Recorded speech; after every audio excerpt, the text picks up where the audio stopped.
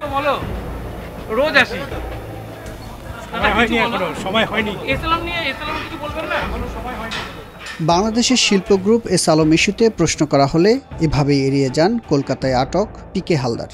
দ্রুত হেঁটে উঠে বসেন প্রিজন ভ্যানে।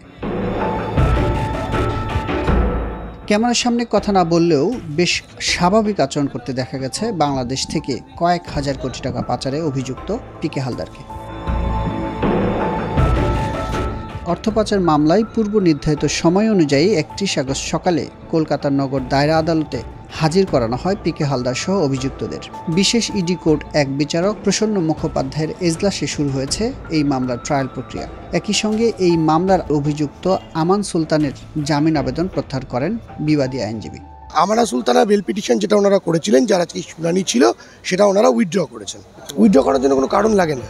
অন্যদিকে জামিন আবেদন করেছেন পিকে হালদারের ভাই প্রাণেশ কুমার। এর শুনানি হবে আগামী ৯ সেপ্টেম্বর।